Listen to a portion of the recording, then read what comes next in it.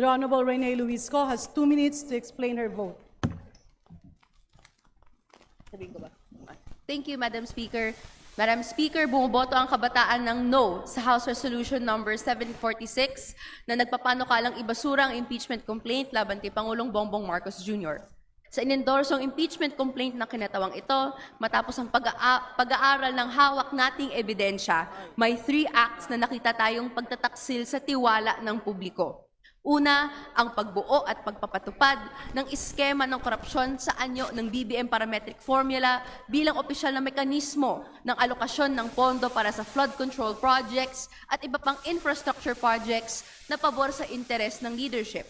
Ikalawa, ang pag-aproba ng releases ng unprogrammed appropriations pagkatapos ng budget, pinakamataas sa kasaysayan natin, na nagresulta sa pagkuha ng pondo ng PhilHealth na unconstitutional para pondohan ng flood control projects na maanomalya. Ikatlo, direktang iniutos at tumanggap si Pangulong Marcos Jr. na papasok ang hindi bababa sa 100 bilyong pisong halaga ng maanomalyang flood control projects at iba pang proyekto sa General Appropriations Act. Despite all these anomalies, standing allegations that have yet to be fully debunked, the Senate Blue Ribbon Report, the House Justice Committee Report, the ICI report sing in chorus that President Marcos Jr. has no links to corruption. Sa House Committee, a consideration not provided in the rules had to be added, culminating in the virtually scripted junking of the impeachment complaint. Why are we not following up on leads? This impeachment process is the proper, legal, and constitutional avenue to do so. Yet for this year, that ends today. Sa inendorso naming impeachment complaint, sinasaad dito ang facts constituting betrayal of public trust. Wala pong rason kung bakit hindi dapat ito tumuloy-tuloy sa hearing proper. Bilang mga mambabatas, hindi dapat tayo takot na ungkatin ang katotohanan. Ang hiling ng kinatawang ito, let the Filipino people who suffered from disasters and lacking basic social services because of misuse and abuse of public funds see their day, see their truth. Let the Filipino people repose their trust in a public office that deserves it and does not betray it. Para sa kapwa ko mga mambabatas, today we write one of 2 possible stories. Either we pursued genuine accountability or we helped sanitize the president and bury the corruption trail leading to Malacanang. Sa mamamayang Pilipinong nakasubaybay, tayo ang tunay na hukom. Is the president truly innocent in this corruption scandal? Through generations of traumatic corruption scandals, from Marcos Sr. to the pork barrel scam, and now Marcos Jr., we have learned to recognize the patterns of impunity. No matter how deeply these allegations are buried, truth will surface. It always does. Muli, ang boto ng kabataan ay no. Majority Leader. Madam Speaker, I move to recognize the Honorable Laila De Lima to explain her vote. The Honorable Laila De Lima has 2 minutes. Please proceed. Madam Speaker, thank you, but under the rules, Section 120, it's supposed to be 3 minutes, not 2 minutes. Under the rules, Section 120. Because it's an impeachment proceeding, Honorable Laila De Lima, and it's not a legislative. But we don't have a specific provision on impeachment with respect to the time limit as to impeachment. So under the rules, it's 3 minutes. Anyway, Madam Speaker, I will exert best effort. With the premature dismissal of the Maza et al. Impeachment complaint, the lingering question is, why the rush to end the process before the public could even witness it unfold? This brings me to the broader context. After the President's SONA, he spoke strongly about corruption in flood control projects, he condemned contractors, he announced the creation of an Independent Commission on Infrastructure, or ICI, investigations were conducted and still going on. Some arrests followed. For a moment, many Filipinos felt a sense of relief, almost hope, that perhaps government was finally prepared to confront the machinery of corruption that has drained public funds for decades. But that momentum did not last. Instead of deeper disclosure, we saw hesitation. Instead of clarity, we saw the public left waiting. And then came the allegations made by former Congressman Zaldico. Even if his statements were not under oath, they were serious enough to damage public trust. They were serious enough to raise new questions. And they were serious enough to demand an official response that goes beyond press releases and political spin. Hindi pwedeng idahilan na hindi makikiisa si Saldico dahil ayaw niyang umuwi ng bansa. Kaya mahirap patunayan ang mga alegasyon niya laban sa Pangulo. Hindi nangangahulugan ito na titigil tayo sa paggawa ng paraan para arestuhin at paharapin siya sa mga investigasyon at kaso laban sa kanya. The House, or this House, had an opportunity to respond with seriousness. We had an opportunity to show that Congress does not flinch when allegations reach high office, but instead, we chose the quickest exit. Malalim ang implikasyon nito. Hindi mabubura ang nangyaring pagboto ng Kamara ang mga pagdududa. Lalo lang nitong paparamihin ang mga tanong. It does not protect credibility. It weakens it. It does not clear the President's name. Walang closure. It ensures that the questions will haunt him for the rest of his term because public doubt does not disappear. When we refuse to examine it, it stays, it lingers, it hardens, and it becomes part of political memory. What we dismiss today will not stay buried. Tulad ng mga ghost projects na pinakamalaking scam sa ating kasaysayan, ang hilaw na pagbasurang ito sa impeachment ay multo na babalik ng babalik at ibabato ng ibabato sa Pangulo. It will return in the public conversation, in the media, in the streets, and in every moment when this administration asks the people to trust it. Maganda ba ito para sa administrasyon at lalo na para sa ating bansa? Madam Speaker, I voted no because I believe accountability should never be treated as an inconvenience. I voted no because our people deserve better than silence dressed up as procedure. And I voted no because I refuse to be part of a decision that will be read, rightly or wrongly, as fear. Kung inosente ang Pangulo, pinakamainam na dumaan siya sa tamang proseso na magpapatunay nito sa paraang kumpleto at hayagan. Sa halip, pinili ng Kamara na ibasura agad ito.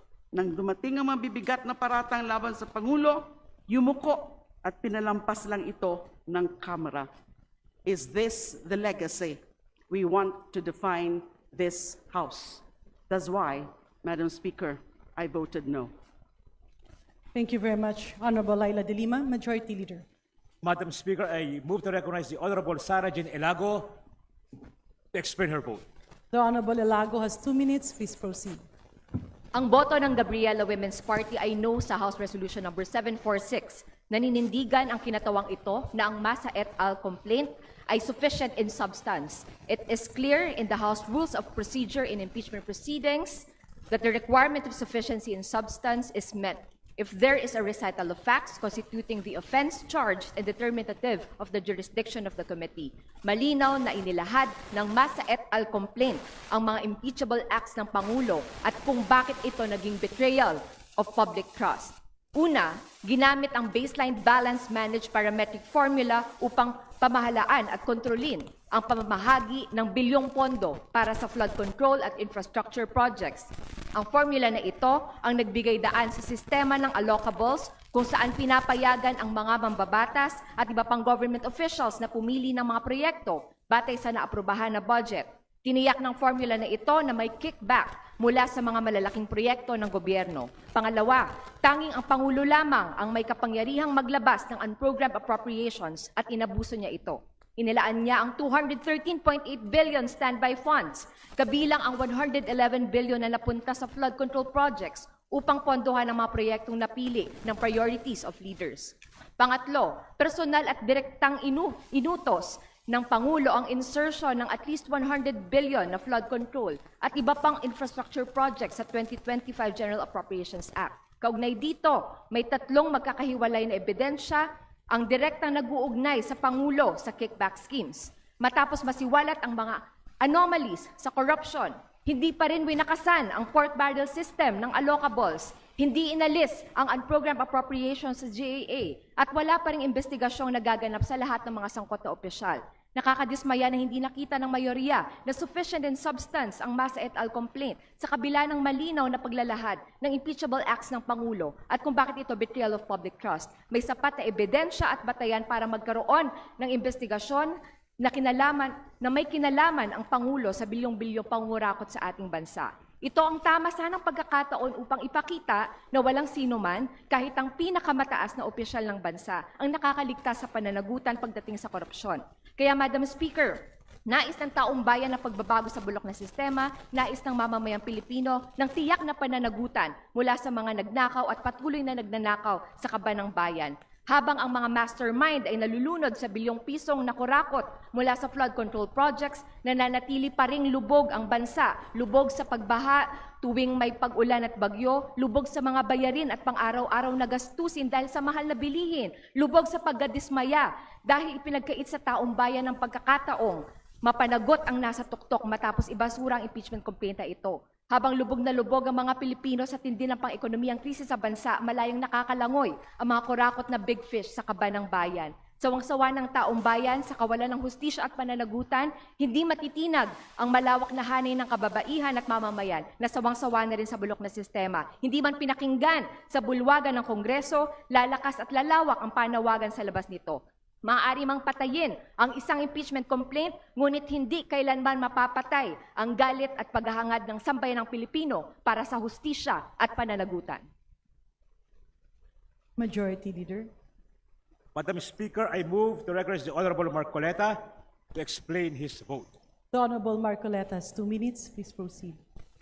Madam Speaker, I timed the explanation of vote of the Honorable De Lima, and it took her for 4 minutes and 2 seconds without interruption. May I be accorded the same privilege, Madam Speaker? The gentleman has 2 minutes, and if you need more time, we will cross the Request bridge for when it extension. comes. Thank you. Madam Speaker, my dear colleagues, isang makabuluhang hapon sa ating lahat. Ako po ay bumoboto ng no sa committee report na ito dahil sa pasya ng komite na gawing mahirap para sa ordinaryong mamamayan ang proseso ng impeachment. Ang kanilang pasya ay nagsilbing harang sa halip na mabigyang daan ang pagsagot sa hinaing ng maraming Pilipino laban sa pamumuno ng Pangulo na nagdudulot ng kawalan ng tiwala ng publiko. Ang proseso ng impeachment ay dapat manatiling abot kamay sa ating mga kababayan. Marahil ang isa sa mga pinakasagradong tungkulin ng pamahalaan ay ang magbigay ng patas at walang kinikilingang hustisya para sa lahat ng mga mamamayan nito. Hindi lamang ito kawalan ng panig o neutrality, kung hindi ito ay ang pagpanig sa hustisya mismo. At ang sawari ko ay tila paimbabaw na hustisyang mayroon tayo ngayon ay siyang pinaka nakakabahala. Ibinasura ng komite ang mga impeachment complaint batay sa boto ng mga miyembro nito na insufficient in substance ang mga complaints. This sufficiency in substance requirement is met if there is a recital of facts constituting the offense, charge, and determinative of the jurisdiction of the committee. Sa talakayan pa lang ng komite, hindi na magkasundo ang mga miyembro sa kahulugan ng recital of facts. Ang komite mismo ay hindi magkasundo sa definition ng ultimate facts na siyang mismong usapin sa pagdetermine ng sufficiency in substance. Ang mga nag-endorso ay nagpahayag na dapat ang mga facts, kung ito man ay maging totoo, kapag umabot sa paglilitis na sa impeachment court ay dapat na umayon sa reklamo laban sa impeachable officer. Unfortunately, this line drawn from the discussions reflected a difference in understanding among the members of the Committee on Justice. Mas mainam na sa impeachment court sa Senado, timbangin ang katotohanan at kabuuan ng ebidensya, hindi sa Justice Committee. Masyadong mataas ang requirement na hinihingi ng komite. Inahilin tulad ng komite sa isang legal proceeding ang paghahanap ng statement of facts. Ang naiwang tanong sa usaping ito ay kung in-apply nga ba ng komite ang tamang threshold o standard nung idineklarang hindi sufficient in substance ang mga complaints. Isinantabi ng komite ang mga complaints at kaakibat nito ay isinantabi nila ang pagiging political process ng impeachment na dapat bukas sa lahat sa mga abogado at hindi abogado. Ang pasya ng komite ay walang pagpapahalaga sa tawag ng ordinaryong mamamayan para sa pagpapanagot sa mga public officers. Colleagues, Article 11 of the Constitution vests in this House the solemn duty and the exclusive power to initiate impeachment. That power is not to protect any person. It is to protect the Republic. It is to ensure that when serious charges are pleaded with a factual recital, the constitutional process moves forward to the proper forum where truth can be tested with due process. Let us not adopt a dismissal built on the wrong threshold and let the constitutional process proceed in the matter the Constitution and our own rules command.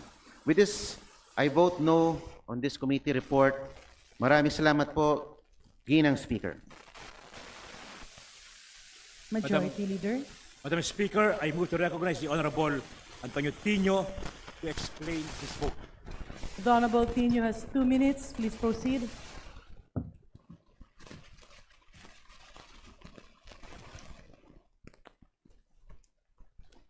Maraming salamat. Madam Speaker, bumoto po tayo ng no dahil nakapaloob sa impeachment complaint na aming inendorso ang buong katotohanan na magtatai at magbibigay linaw kung bakit sa ilalim ni Pangulong Bongbong Marcos Jr. nangyari ang pinakamalaganap, sistematiko at sentralisadong paglimas sa kaban ng bayan sa kasaysayan ng Republika mula nang mapatalsik ang diktador na si Ferdinand Marcos Sr. noong 1986 na naitala sa Guinness Book of World Records dahil sa ill-gotten wealth, following in the footsteps like father, like son. Ngunit hindi lang command responsibility of sin of omission ang kasalanan ng Pangulo. Direktang nag-utos siya ng at least 100 billion na insertion sa 2025 budget at tumanggap ng at least 8 billion na kickback. Saan ginamit ang pera? May bahaging napunta sa personal, ngunit ang kalakhan ginamit para sa eleksyon. Ito ang sekreto sa likod ng pagbaha ng pera sa panahon ng eleksyon. Pera ng taong bayan, ginawang kickback mula sa kontraktor, pinambili ng boto para manalo at umulit ang siklo. Ganyan mismo ang ginawa ni Pangulong Marcos. Ito ang pinakadirekta at masahol na pagtataksil ni Pangulong Marcos sa tiwala ng bayan. Si Pangulong Ferdinand Bongbong Marcos Jr. ang pinakamalaking isda sa flood control corruption scandal. Ginawa niyang command center ng organized plunder ang Malacanang. Inagaw niya ang pondo para sa kalusugan ng mamamayan para dalhin sa kickback ng iilan at direktang nag-utos ng 100 bilyong pisong insertion para tumanggap ng kickback. Malubhang pag-abuso ito sa kapangyarihan ng pagkapangulo at pagtaksil sa tiwalang ipinagkaloob sa kanya ng mga Pilipino. Kung hindi man ngayon, hindi matatakasan ni Pangulong Bongbong Marcos Jr. ang araw ng pananagot. Maraming salamat, Madam Speaker.